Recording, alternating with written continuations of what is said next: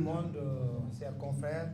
Merci, chers coachs, d'avoir accepté pour la première fois, en phase finale de Coupe d'Afrique, de venir répondre à l'invitation de l'Association nationale de la presse sportive dans le cadre de la Maison de la presse que nous avons initiée depuis 2002 à Bamako, sous la présidence de notre président d'honneur qui est ici présent, Dr Mamadou Koumé.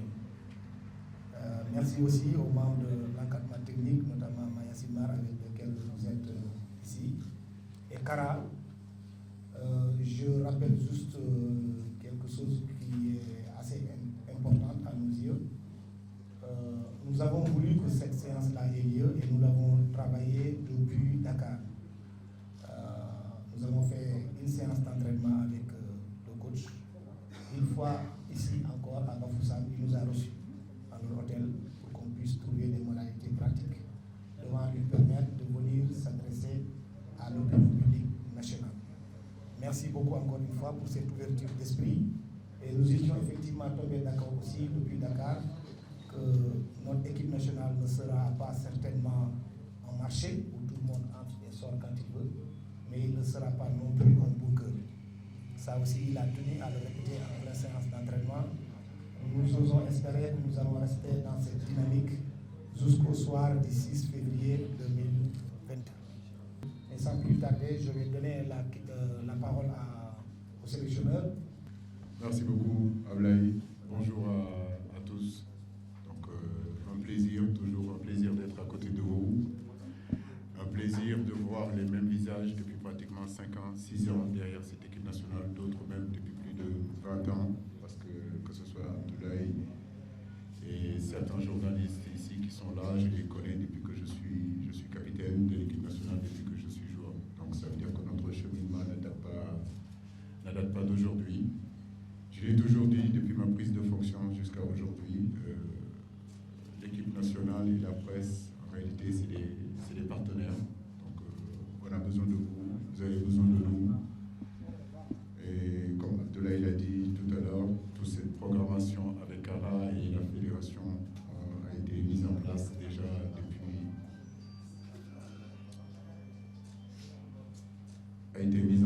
juste avant la CAN. Donc, je m'étais dit, quoi qu'il puisse y arriver dans cette compétition, c'était normal, si vous voulez, de venir faire face à vous, discuter, dialoguer, échanger, justement pour l'intérêt du football.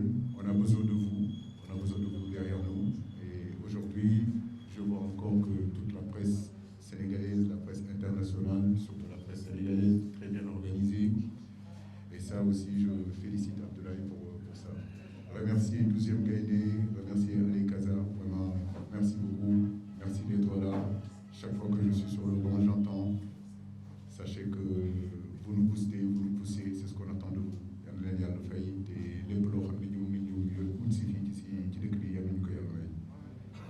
Mais en tout cas, un plaisir d'échanger avec vous, un plaisir pendant 45 minutes de répondre à vos questions. En tout cas, je ferai de mon mieux pour répondre les questions que je peux répondre. D'autres, peut-être que j'essaierai de les garder pour la suite. Mais en tout cas, merci beaucoup de m'avoir invité. C'est un plaisir pour moi d'être là. Oui, tu n'as pas besoin de traîner ton micro là partout. Donc, Hubert Mercure, quotidien sportif report. Merci coach, merci Abdoulaye. Moi j'ai deux petites questions. D'abord, la première question a trait à ce que beaucoup d'observateurs ont relevé, et que vous-même certainement avez relevé. Votre équipe produit une bien meilleure seconde période sur tous les 3 matchs que nous avons joués. La seconde période est toujours meilleure que la première. Qu'est-ce qui explique cela? Pourquoi l'équipe nationale est bien réactive? C'est la première question. La deuxième, nous allons rencontrer l'équipe du Cap-Vert qui joue à 3 défenseurs axiaux, un peu comme la Guinée.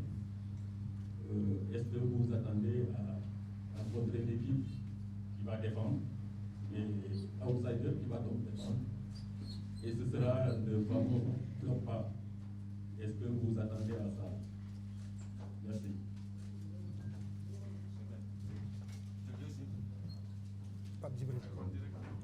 Bonjour Hubert, merci beaucoup. La première des deux questions sont très intéressantes. Je vais commencer par la deuxième parce que c'est d'actualité. C'est le match des huitièmes de finale face au Cap-Vert. C'est une équipe qu'on connaît. Je peux dire que sur ces 6 dernières années, on est en train de jouer 3 ou 4 fois. Récemment, on les a rencontrés, on les a joués à domicile. Un match amical, comme tu le dis, c'est une équipe qui joue à 5 derrière, 3 au milieu et 2 devant. Parfois, ils sont capables aussi de jouer à 3, 5, 1.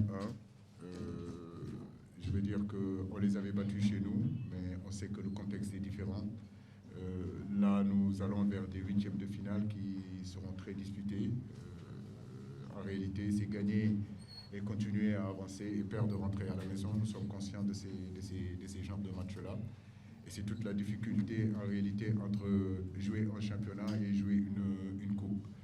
Actuellement, les 4 matchs qui nous restent, c'est des matchs très importants. Donc nous savons que c'est une équipe techniquement qui est au-dessus de la moyenne, qui ne jette pas le ballon. C'est une équipe qui est joueuse. Je peux penser que quelque part ça peut nous aller.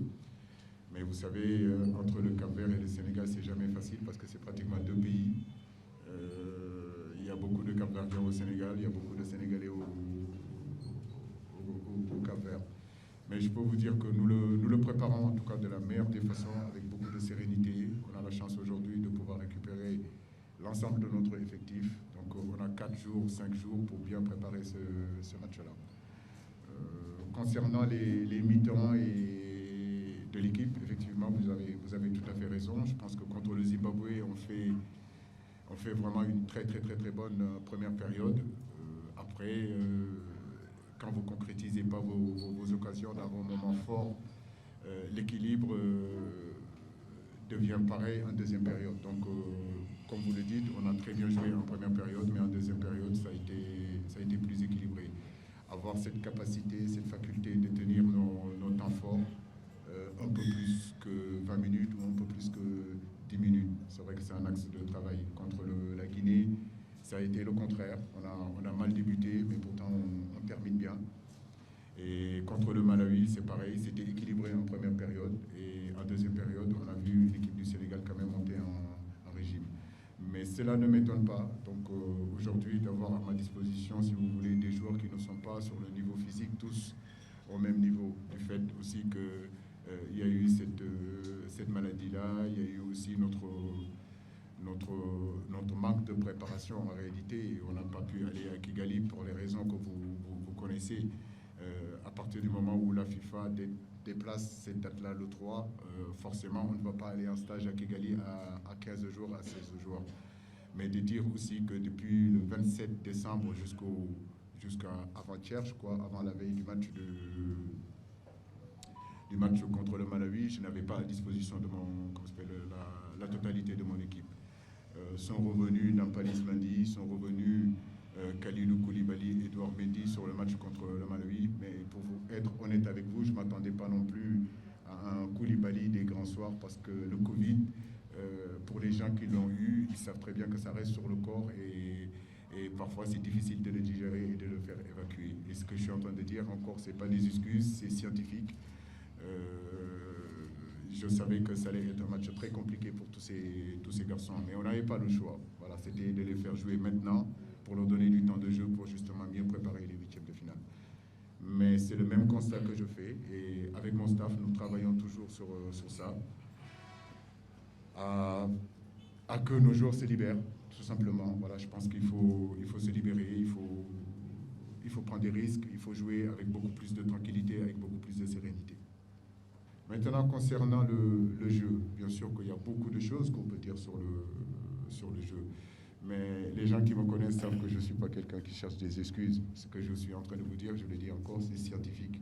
Voilà, c'est pas des excuses. Quand vous avez un groupe aujourd'hui où vous avez 5 ou 6 ou 7 joueurs qui sont covidés, quand vous n'avez pas votre groupe, l'ensemble de vos groupes, depuis pratiquement le début de votre stage, ça, ce n'est pas des excuses, c'est les faits qui sont là, c'est la réalité.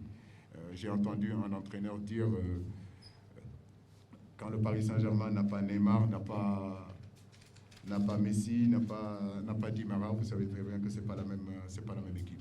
Maintenant, je respecte l'avis de tout le monde, les gens qui pensent que nous cherchons d'excuses, mais croyez-moi, les difficultés que nous vivons depuis le 27 décembre jusqu'à aujourd'hui, beaucoup d'équipes seraient tombées. Voilà. Donc hier, j'ai entendu mon frère Djamel dire que l'organisation, la préparation de cette CAN-là a été compliquée. Certes, nous voulions bien sûr prendre les 9 points sur 9 possibles et avoir cette première place-là. Mais ce qui fait que on a gardé quand même la première place, mais on n'a peut-être pas les 9 points, mais on en a 5. D'autres sont passés avec 4. Mais comme je vous l'ai dit, les réalités des matchs de poule et les réalités des matchs à élimination directe ne sont pas les mêmes.